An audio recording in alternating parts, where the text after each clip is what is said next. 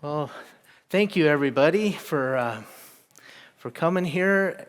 We talking about a little bit different subject than I usually talk about. I usually talk a lot about soil and soil health, but we're going to be talking about food today.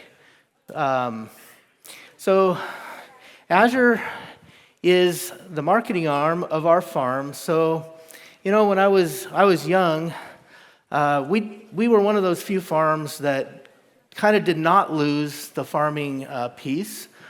And that part. Just ignore me. Okay. So we were doing subsistence farming, so to speak, the homestead thing, all the way through. When I was a young child, we did that. In fact, it served us in good stead. There was one point in our life, if that would not have happened, we'd have been in really bad shape. But my dad always started saying, as we moved forward to the next stage of agriculture, that the farmer is the guardian of the nation's health.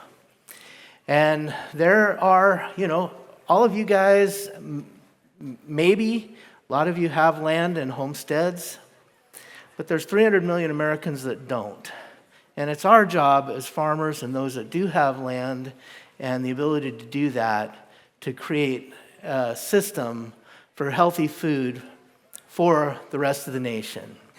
So, getting straight into food here, health is, there's kind of three pillars of health. And there's all the little edge cases, but basically three things need to happen to be healthy. One is we need to eat healthy and life-giving food.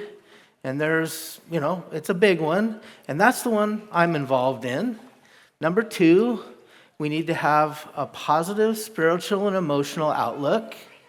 And number three, we need to move. We need to have purpose. We need to have a lifestyle with a certain amount of exercise, fresh air, and so on. So it's, you know, it's the lifestyle, it's the food, and it's the way that we view life from a spiritual and emotional perspective. So now, starting with food. So, you know, and I won't talk too much about the other things today because food is the subject here. But it's super important that we look at our food from a, shall we say, a logical perspective. So many times on our food, we look at food should be the easy thing. It should be super easy to take that pillar of health. There's not a whole bunch of emotional stuff that we have to deal with. There's nothing. We just change our diets. And that should be easy. But I've found, as I've been working with folks for the last 30 years, that it's not always easy. And why is it not easy? And so it kind of boils down to three things. Number one is our belief system. Do we believe? Do we believe that our food makes a difference? Do we believe that we're going to be healthy? Do we believe in that? Number two is emotion. We eat. Do we eat from an emotional level? Or do we eat because we feel like it? And number three is a habit. Habits change hard. And so if we've been eating that way for a long, long time, habits are sometimes hard to change. Number one, I want to concentrate just a little bit on belief systems. And one of the things that's happened, you know, you go out,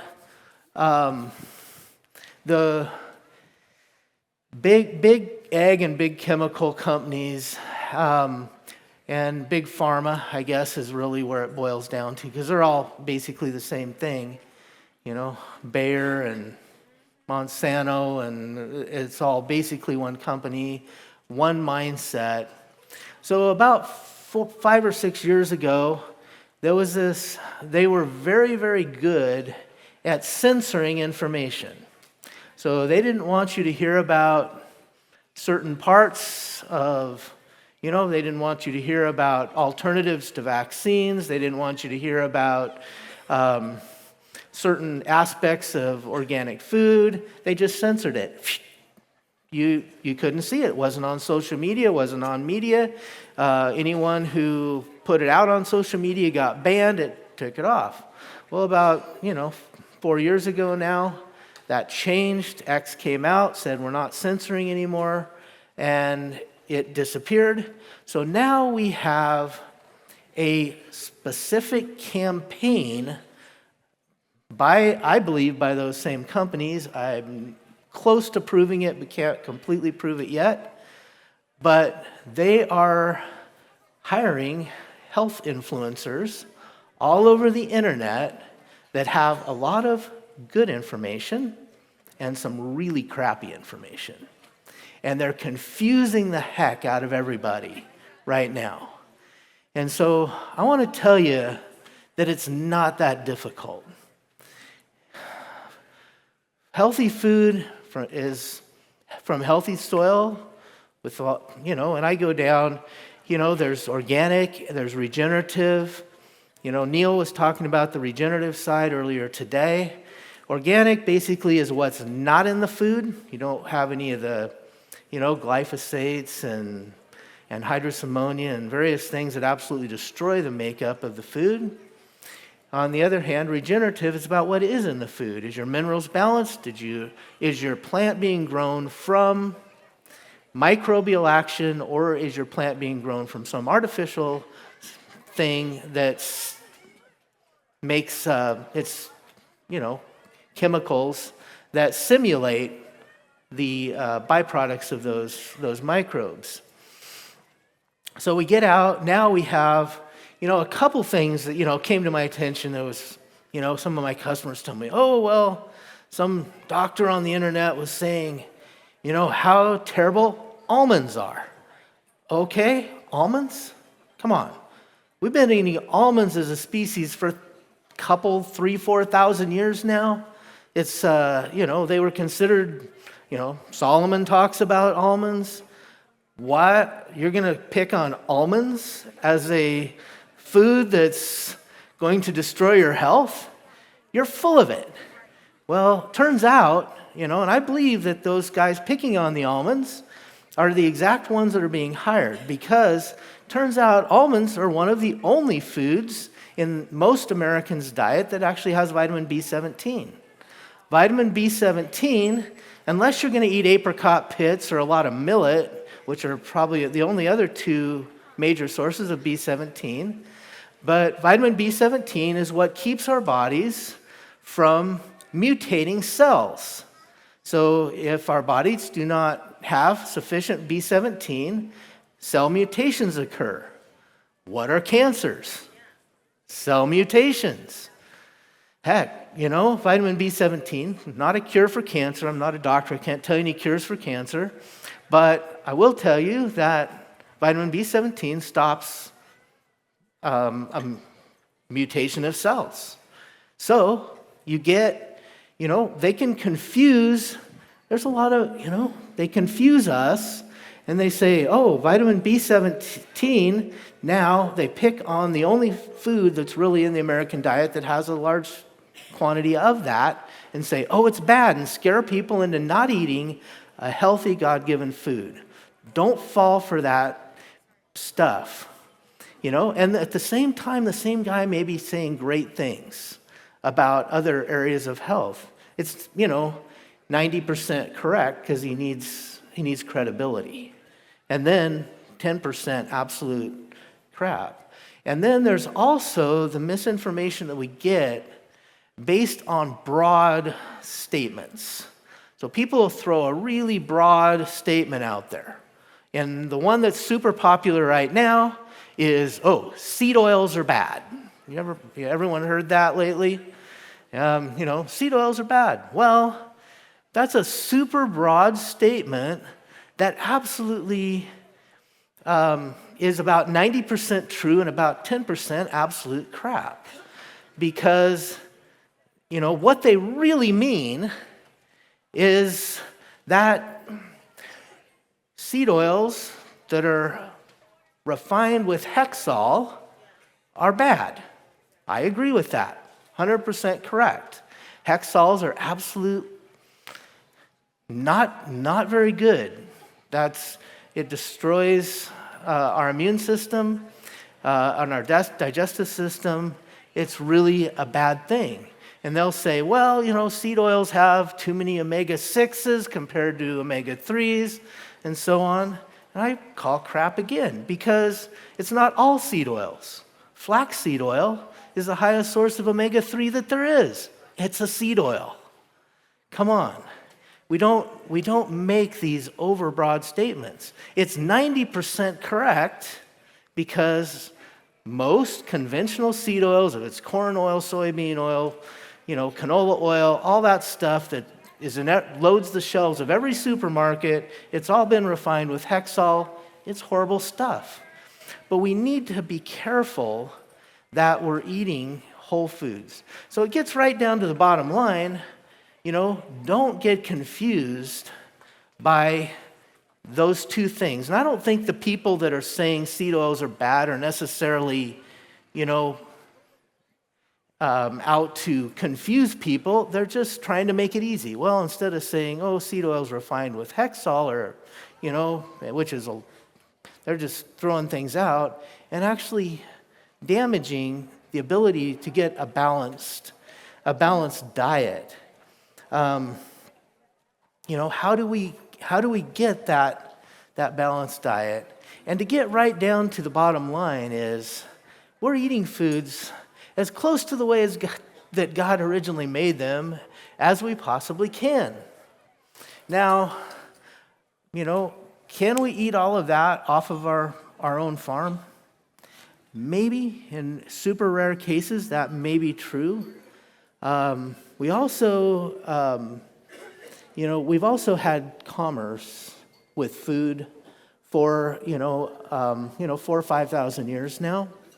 And I think that's for a good reason, because we can't all grow the variety that we need in our location. And, partly what, I've done with Azure is try to bring food from the farmer who really cares about what they grow in their area to the consumer that cares about what they eat. And that can be everywhere. Hey, if you're in Alaska, there's a very different amount of things that you can grow in Alaska versus here in Ohio. Ohio, I see, grows corn really well. Does pretty good right here. Probably a lot, and obviously grass grows really well right here too. You guys grow awesome grass. I'm looking at, I've been down in southern Ohio. We're putting a warehouse down in South Point.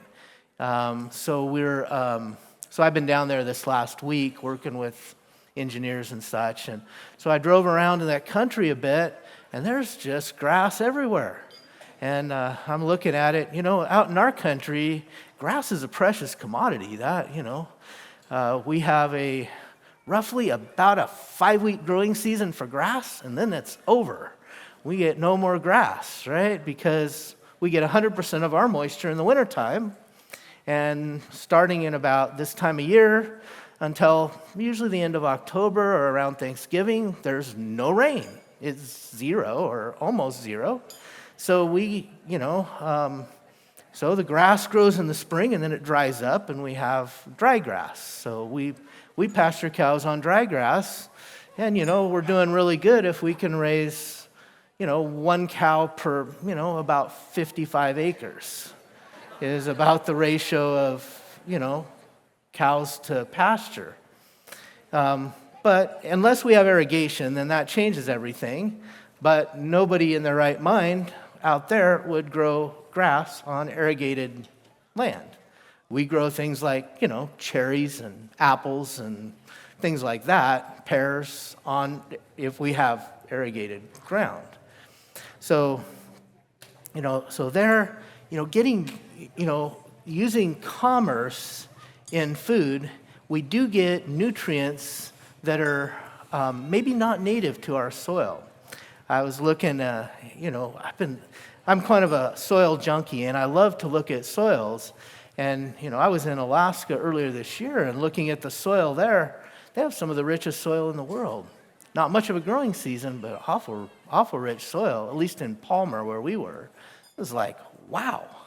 And then, I was just down here in southern Ohio, and this was soil that looks like got put over the top of coal strip mines. That's a whole different, ball game. You're gonna, with what you're gonna get. So if your farm happens to be one of those, you're gonna get a very different nutrition profile than if you're in Palmer, Alaska, or somewhere else. So, eating a balanced diet is a very important piece. Moving down, so that's our belief systems. Can we believe? Can we trust our food source? Can we trust our food system? Obviously, if we grow it, we have to trust ourselves. But can we trust those that were there? And do we believe that it makes a difference? And I will tell you, in my life, I grew up that sick kid. I mean, my earliest memories are laying on the couch wondering if I could get my next breath. That's where I came from. And many years later, we changed our diet big time. My parents were mostly responsible for that. And that dietary change changed my life. And, my wife and I, we had 11 children. And we only had one time in raising 11 children from before they were born to adulthood that we ever had to take one to a doctor. That's the difference. And that one broken femur we didn't know how to deal with. So I'm a believer. I believe. And because I've experienced it. You can experience it too, but you have to believe. Other reasons, is it the emotion? Comfort food. Are we eating because there's an emotional response? Oh, let's eat. And, I think maybe we can't really even get rid of that instantly. Maybe that's something that we work on over time. But one of the things we can do instantly is change the nature of that comfort food. So if the comfort food is, some kind of a high sugar, high fatty thing, move it to something a little bit more found in nature. From Doritos to maybe homemade popcorn, something, you can move it in the right direction. And eventually, when our bodies become in balance, those cravings will go away. That is something, Neil earlier explained soil balance and calcium-magnesium ratios and some of those things. That is true also in our bodies. As the soil responds in much the same way as our microbiome does. So we can live, and it takes time. We have chemical overloads in our bodies, in our soils, and the only thing that can get us over that are those exact microbes. That's the only thing that can eat those, destroy those chemicals out of our bodies. It can create the right nutrients that we need. But we have to create the right living conditions for the microbes. And the right living conditions are, we're not putting in more toxic waste. we're feeding those microbes things that the microbes in the soil fed to create. Whether that's firsthand or secondhand, everything starts with the soil. And then if we go to our habits, and habits are another thing that sometimes are hard to break. Do we have a habit of cooking a certain way or eating out a certain amount of time or whatever the habit is in our family? And again, at Azure, I always tell my team, most of my team's pretty, and I am too, we're pretty purist. And they're always saying, hey, that's not, that product, we got to be careful with that. That might not be clean enough. And I said, well, I keep saying, no, there's also gateway stuff for the habits that are formed. Can we switch to the same ingredient in an organic form? Even if we're still using refined sugar, can we at least use organic refined sugar? Because the conventional stuff is totally, in sugar, they actually spray it with Roundup right before harvest to get the leaves to die, and then they burn it, which drives all the chemicals right into the stalk. Then they go in and they cut that sugar cane and press it out and refine it for conventional sugar. I mean, is even, conventional cane sugar, do we really want to eat it? At least organic, it's, like the sugar that we had for many, many years. It's a huge step in the right direction. So we can change even though the product's going to taste very similar at the end, you're still using sugar, we can make incremental steps to change the habits. So, some of us may, my parents did that. They were radical. They said, we're changing our diet today. And they actually took all their white sugar and white flour and they mixed it in a pot and fed it to the chickens. And most of them died. True story, actually. They didn't want to waste it, of course, But we never had white sugar or white flour in the house since, haven't to this day, because they made that, and a lot of other things. But they made that choice, that change radically. We're just gonna, make up our mind. But that's a very difficult thing to do. I tell you what, we ate some really crazy stuff right at first. It wasn't always that great.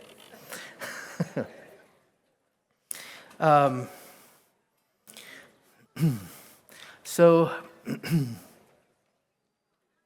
look at getting back to the food, whether that's a transitionary period or we're doing it right now, one step at a time, closer to the way God made it. If it's a food that God made that we've been eating, especially ones that we've been eating as a species for a long time, another one is wheat. Wheat, it's not bad, but it's so dependent on the way it's raised. So go back to ancient grains, ancient wheats, einkorn, Khorasan, emmer. If you have wheat sensitivities especially, go back to those. Ideally organic ones. Well, most of them are organic because using anhydrous and stuff doesn't really help. You can't increase yield. So, look at some of those changes moving forward. We've been eating these foods. Don't throw out the good, healthy foods just because, some guru says, oh, wheat's bad, or almonds are bad, or whatever the thing is. Those are just the confusion factors. Food the way God made it, if we can increase our microbiome to digest that food because the food was grown in soil that had the microbiome healthy. And so, I created, Azure is the company that we do. We deliver food, as John mentioned, to all 50 states, all around the country, moving it from the farms that grow the best of the best, to people who care about what they do.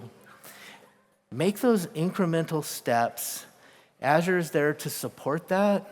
We'll be happy to, we would love to talk with you and you to become a part of that family. We are clear at the far end of tent B. We'll be down there pretty much the rest of the conference, and we would love to talk with you. And I love healthy food from healthy soil to absolutely create the healthiest families, because that's what creates a healthy society. Thank you.